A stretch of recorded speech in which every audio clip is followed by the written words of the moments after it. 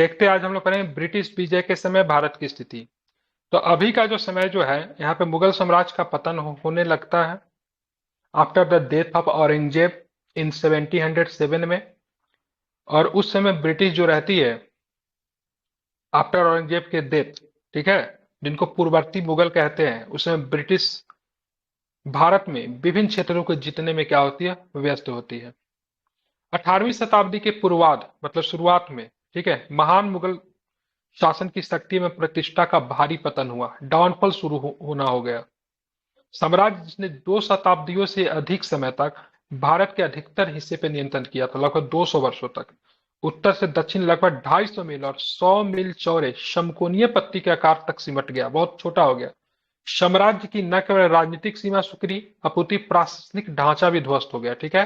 तो उनका political power तो काफी अधिक छोटा हो ही गया, उनका एडमिनिस्ट्रेशन की बात करें वो भी बहुत अधिक तक मतलब क्या ध्वस्त हो गया, समाप्त हो गया, ठीक है। जिसे स्वयं के अंतर विरोधों के अंतर्गत अकबर एवं शाहजहां जैसे महान शासकों द्वारा परिश्रम पूर्वक निर्मित किया गया था, ठीक है। अकबर के समय में भी साम्राज्य का एक्सटेंशन हुआ था, दक्षिण में शाहजहां के समय भी हुआ था। और जब ढहा, मुगल साम्राज्य का पतन हुआ, तो देश के विभिन्न हिस्सों में कई स्वतंत्र राजवंश उठ खड़े हुए, ठीक है। जब भी सेंटर का पतन होता है, मुगलों का पतन हुआ जैसा ही, तो जैसे ही मुगलों का पतन हुआ, ठीक है, आप देखोगे देश के विभिन्न हिस्सों में मतलब क्या होता है, छोटे छोटे राजवंशों का उदय होना शुरू हो जाता है, ठीक है। वो क्या करते हैं, साम्राज्य के खिलाफ विद्रोह कर देंगे, ठीक है।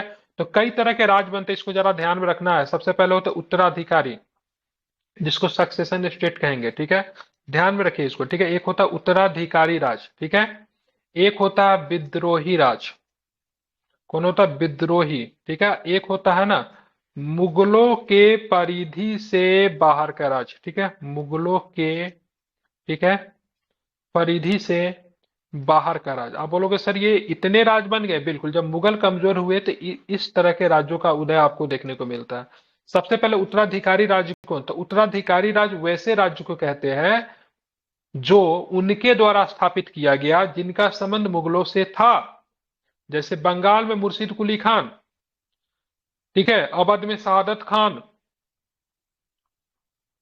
दक्षिण में चले जाएंगे तो हैदराबाद में किनकिलिश खान, ये सब मुगल के क्या थे, सूबेदार वगैरह थे, ठीक है। ये मुगलों को ही रिप्रेजेंट करते थे विभिन्न क्षेत्रों में। जब मुगल जब कमजोर हो गए तो इन्होंने अपने आप को एक तरह से स्वतंत्र घोषित कर दिया, अब हम स्वतंत्र हैं। लेकिन मुगलों के खिलाफ इन्होंने कभी विद्रोह नहीं किया। अब मुगलों ने भी इनको तंग नहीं किया, ये भी मुगलों के बड़े भाई की तरह समय समय पर पैसा वगैरह भेजते रहते थे, नजराना वगैरह भेजते रहते थे। लेकिन इन्होंने क्या किया, बंगाल में, ठीक है, उधर आप देखोगे तो दक्कन में किनकिलिज खान, ठीक है, उसके बाद आप देखोगे तो अवध में शहादत खान, इन लोगों ने अपने आप को एक स्वतंत्र राज्य के रूप में स्थापित कर लिया। अब आते हैं विद्रोही राज, कुछ ऐसे राज थे जिनको मुगलों से बहुत ही ज्यादा दिक्कत थी। जस्ट लाइक बात करेंगे मराठा इंपायर, सिख इंपायर, ये मुगलों के द्वारा सताए गए थे, ठीक है, इनको काफी तंग किया गया था।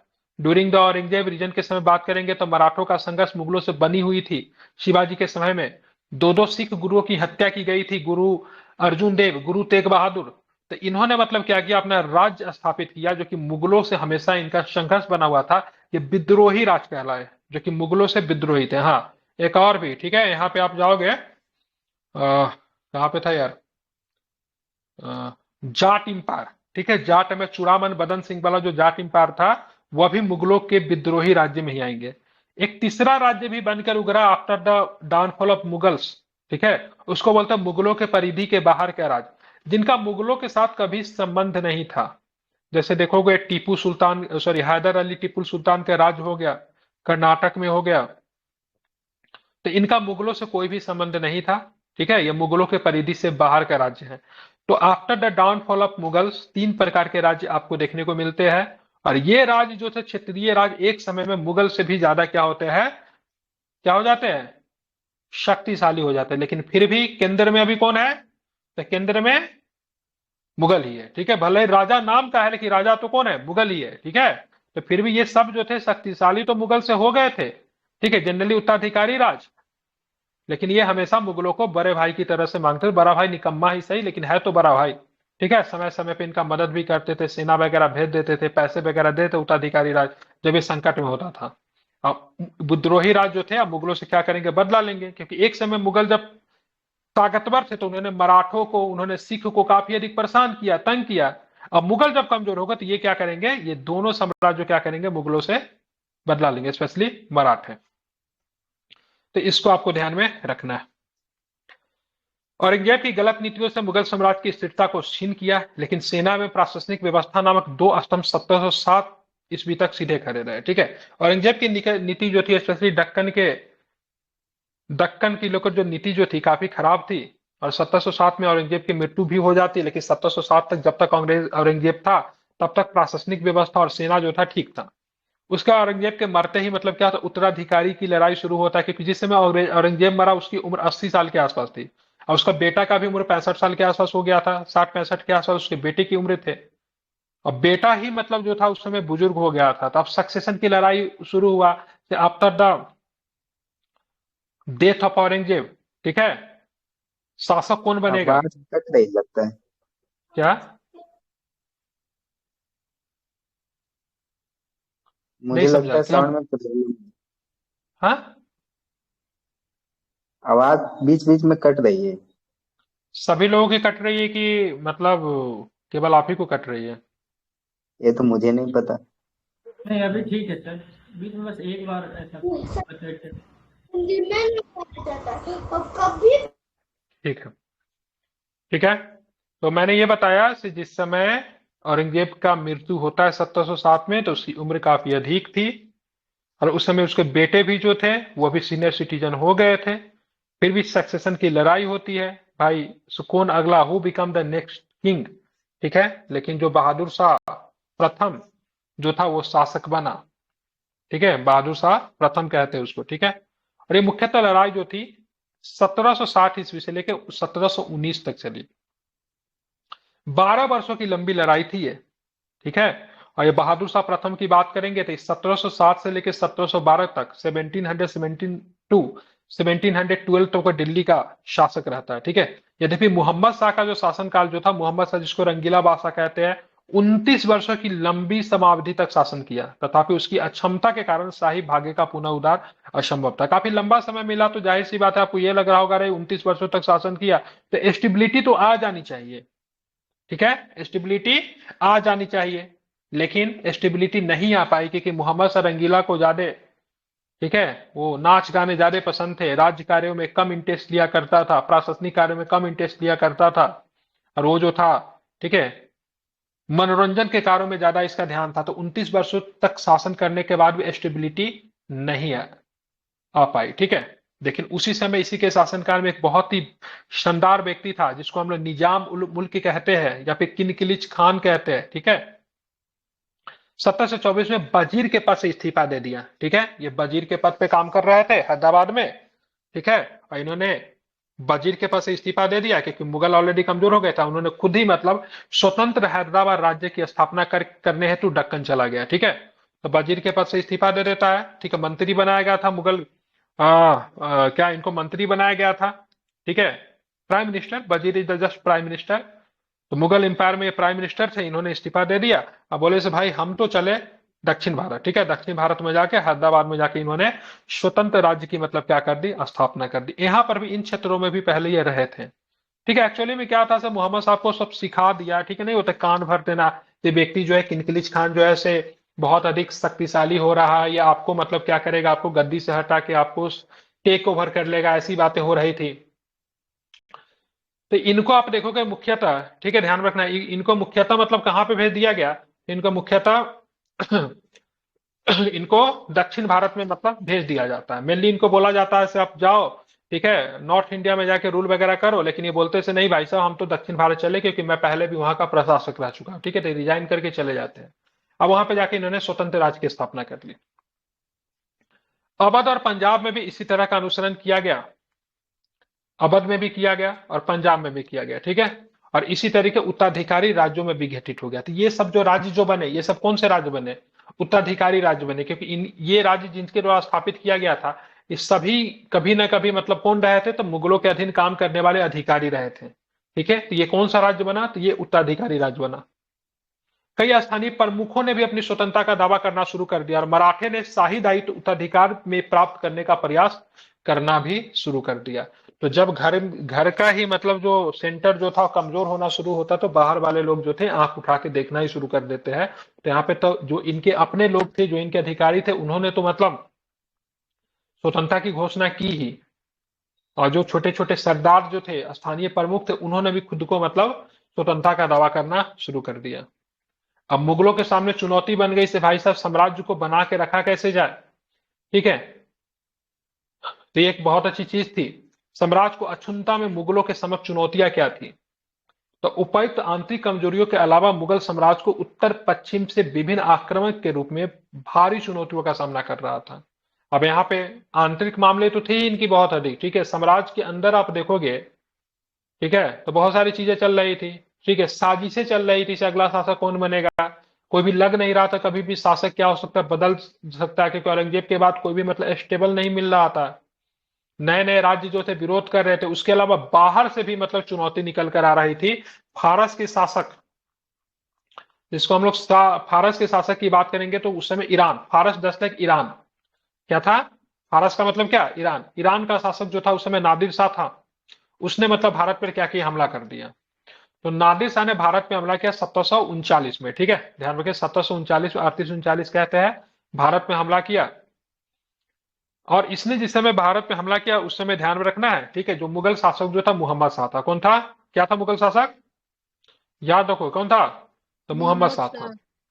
जब ये मोहम्मद पर्सियन, खुराना। हाँ बिल्कुल ठीक है, ध्यान में, मोहम्मद शाह रंगीला कहता है पूरा नाम। जब इसने भारत पे अटैक किया तो लाहौर का हिस्सा क्या किया, सबसे पहले इसने जीत लिया। और लाहौर को जीतते हुए, ठीक है, करनाल पहुंचा।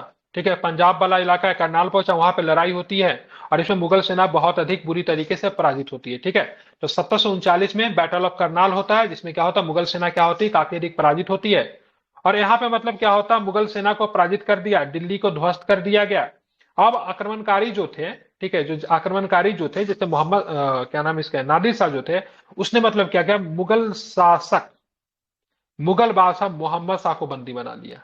मतलब समझ रहे हैं, भारत से एक आक्रमणकारी आता है, ठीक है, बैटल ऑफ करनाल में मुगल की विशाल सेना को पराजित भी करता है, पूरे दिल्ली को बहुत ही बुरी तरीके से लूटता भी है, और दिल्ली के शासक को भी बंदी बना लेता है। अब यहाँ पे सबसे बड़ा चुनौती ये निकल कर आया से भाई साहब, जो शासक ही बंदी बन गया, इसको छुड़ाया कैसे जाए।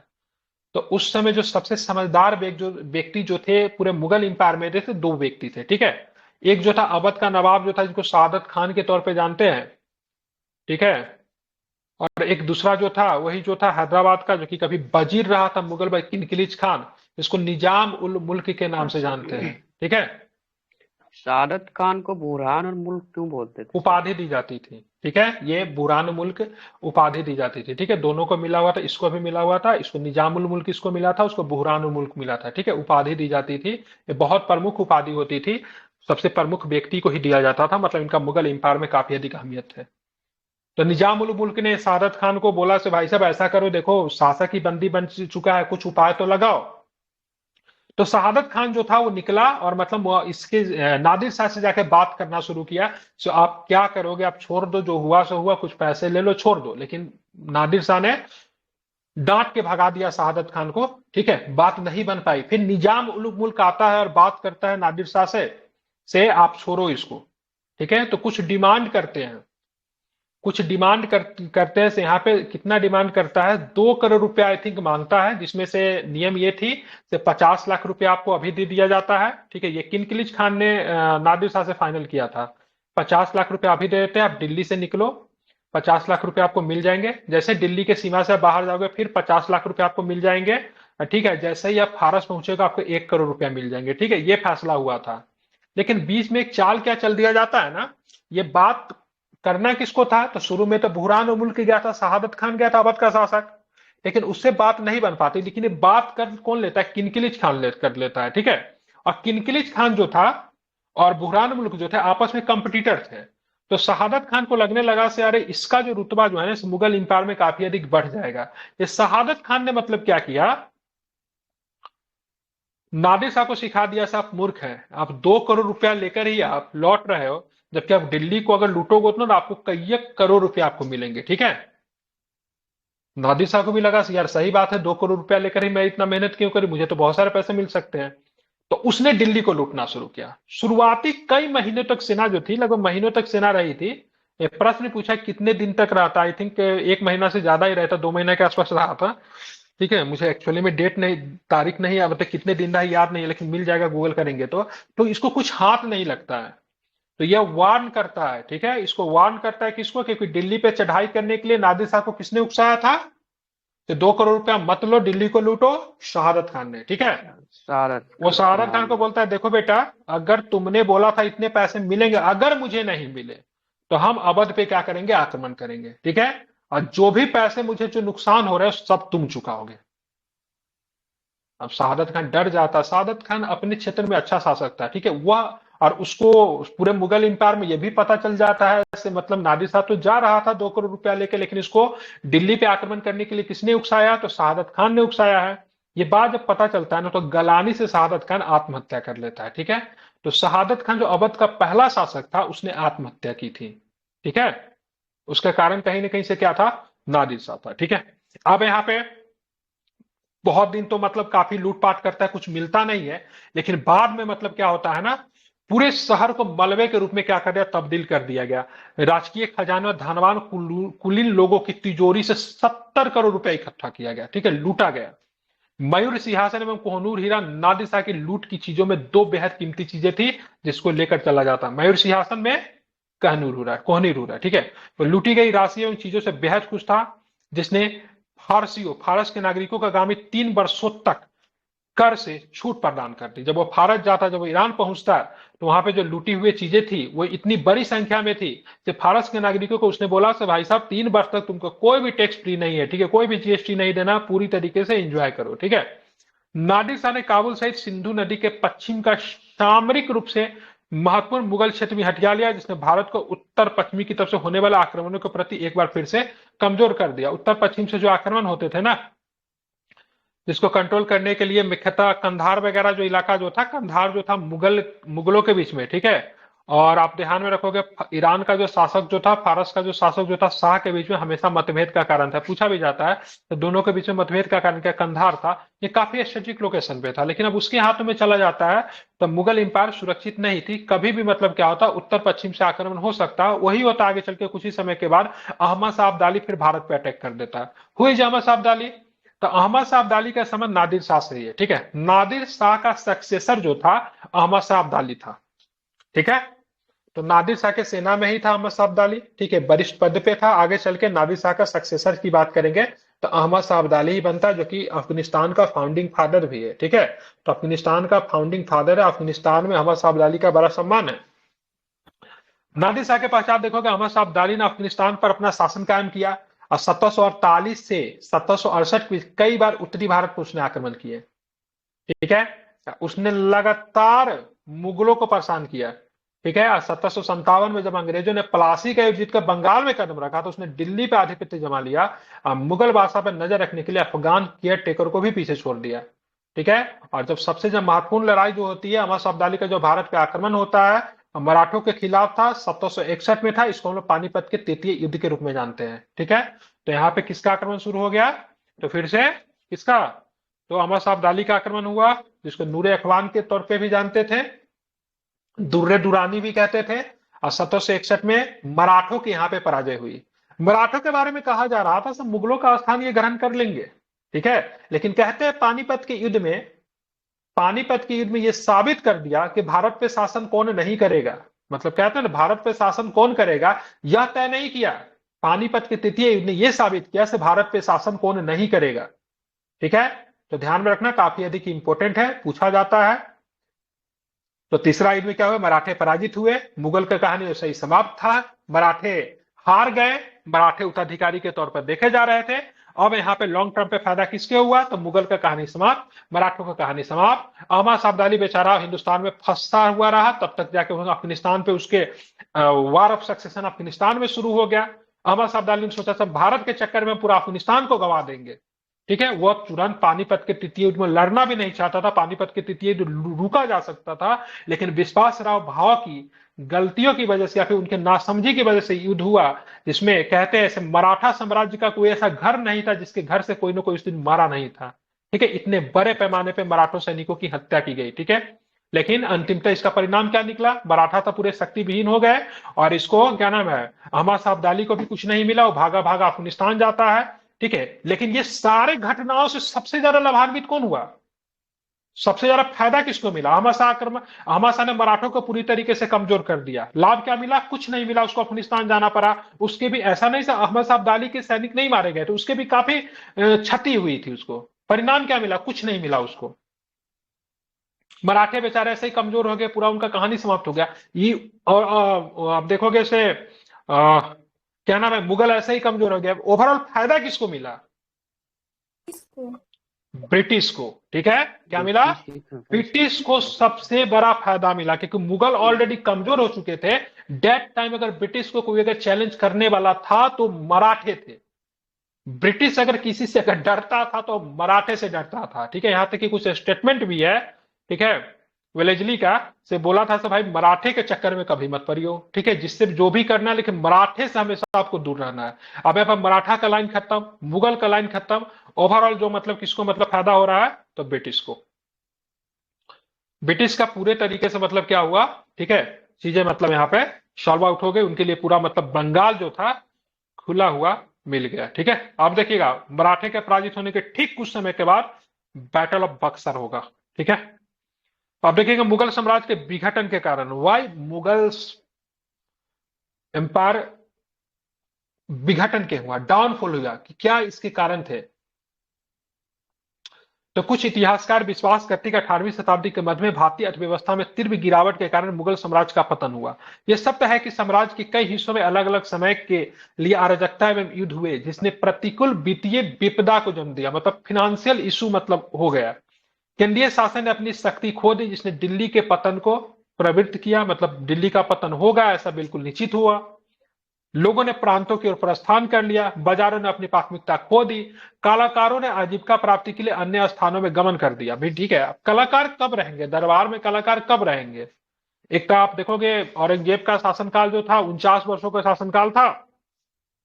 औरंगजेब को आर्ट से कोई मतलब नहीं था। औरंगजेब के समय न तो कोई ऐसा आर्किटेक्चर डेवलप हुआ, न तो पेंटिंग्स हुए, न तो मतलब स्कल्पचर बना, मूर्तिकार, ऐसा कुछ नहीं था। औरंगजेब ने सबको दरबार से निकाल दिया, भागो सबको।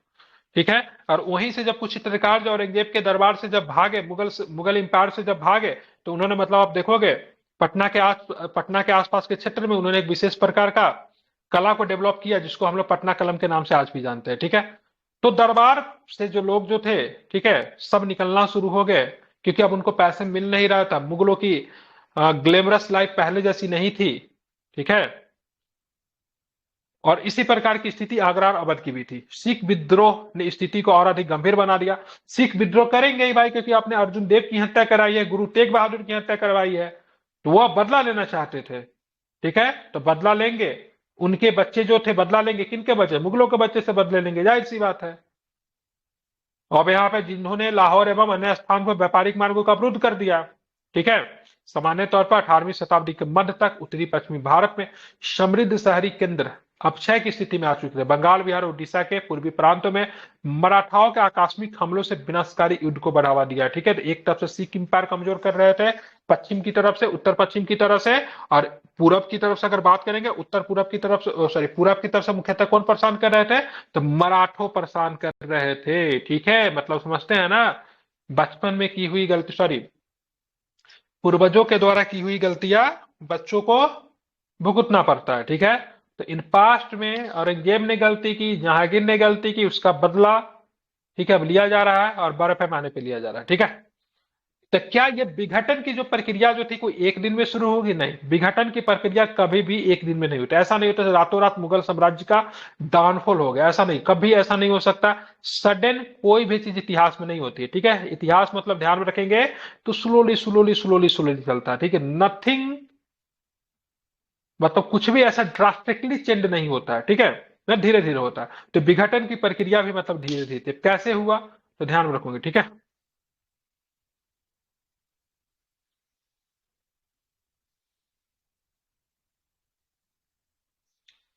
तो मुगल साम्राज्य के विघटन की प्रक्रिया औरंगजेब के शासनकाल के दौरान शुरू हो चुकी थी, लेकिन इसमें तीव्रता 1707 में औरंगजेब की मृत्यु के पश्चात हुई। ठीक है, तो आप बोलोगे सर मतलब मुगल साम्राज्य के, ठीक है, पतन कब शुरू हुआ?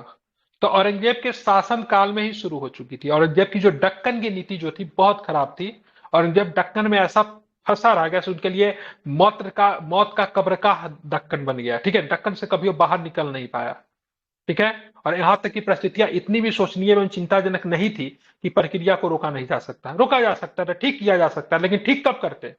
जब औरंगजेब के बाद कोई अच्छा उत्तराधिकारी मिल जाता। अरे मुगलों का सबसे खराब स्थिति आप सोचिए, जैसे बाबर जब 1526 में जब पानीपत के युद्ध में जीतने के बाद 1530 में जब मृत्यु हो जाती है, सोचिए उस समय कितनी खराब परिस्थिति रही होगी। ये 4 साल का शासन में आप देखोगे बाबर ने कितने युद्ध किए थे, 3-3, 4-4 युद्ध किए थे, लेकिन हुमायूं ने टेक ओवर किया कि नहीं किया? हुमायूं जो था देखेंगे 1540 से लेकर 1555 तक भारत से बाहर रहता है, ठीक है, 15 वर्षों तक निर्वासन का जीवन व्यतीत किया। फिर आता है 1 साल में, फिर उसके 1556 में उसकी मृत्यु हो जाती है, जिस समय अकबर की आयु मात्र 14 साल की थी। लेकिन अकबर ने, ठीक है, और अकबर तो नहीं कहेंगे, लेकिन हाँ कुछ मुगल के कुछ विश्वास अधिकारी थे, उन्होंने मतलब संभाला चीजों को। मात्र 14 वर्ष की आयु में इस बच्चे ने टेक ओवर किया और प्रशासन को मजबूत किया। इनसे तो खराब परिस्थिति नहीं हो सकती थी, लेकिन इस समय वार ऑफ सक्सेशन तो नहीं चल रहा था ना। बाबर के उत्तराधिकारी एक ही था, एक ही बेटे थे, उसको हुमायूं ही थे। बाकी जो थे और भी हिंदाल वगैरह थे, उन सबको बाहर के प्रांत को बांट चुका था। हुमायूं को कोई बेटा ही नहीं था अकबर के अलावे, ठीक है। अकबर के बाद आप देखोगे तो अकबर के एक ही बेटा जो था काबिल था, बाकी 2 निकम्मे ही थे, शहरयार वगैरह, सॉरी शहरयार बोल रहा हूँ, शहरयार तो पोता हुआ अकबर का। अकबर का एक ही बेटे थे। उसके बाद जहांगीर आते हैं।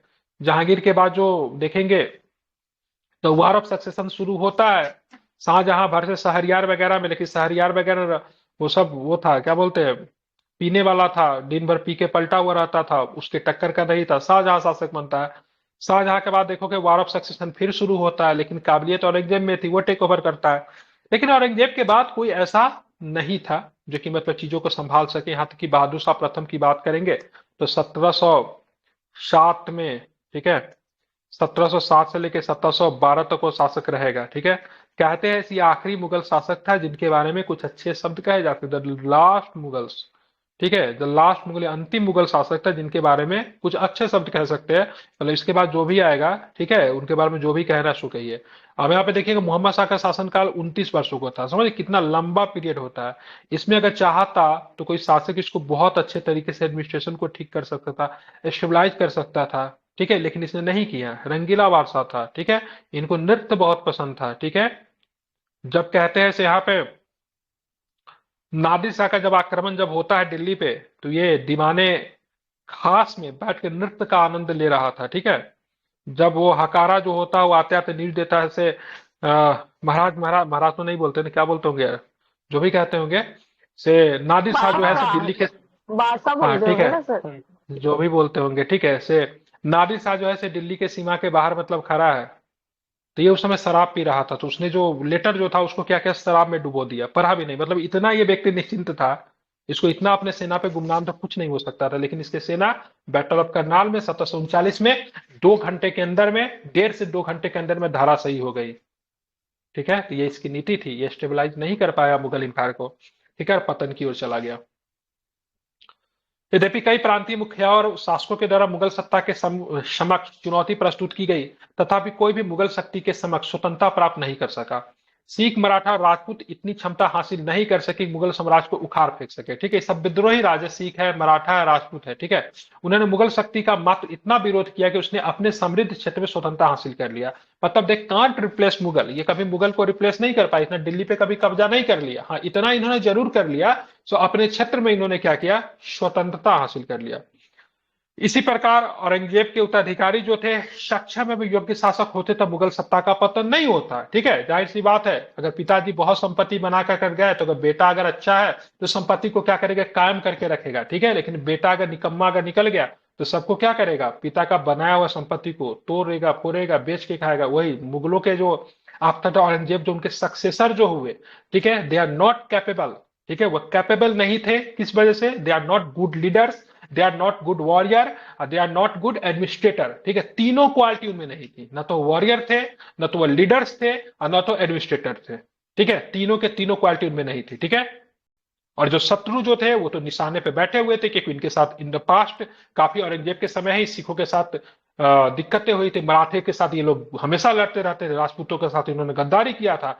दे just want a chance to take back Mughals, ठीक है। ये इनको बस एक मौका चाहिए था कि मुगल को मतलब क्या करें, शुद्ध के साथ मतलब सारे बदला को क्या करें वापस करें, और ये मौका मिलता है after the death of Aurangzeb, और ये बहुत ही बेहतरीन ढंग से मुगलों को मतलब काफी अधिक नुकसान पहुंचाते हैं, ठीक है। एक समय तो मुगल ऐसे भी हो गए थे after the battle of Buxar से, मुगल ऐसे हो गए थे दिल्ली के सत्ता पर बैठाने के लिए शाह आलम द्वितीय को, ठीक है, मराठों की सहायता लेनी पड़ी थी।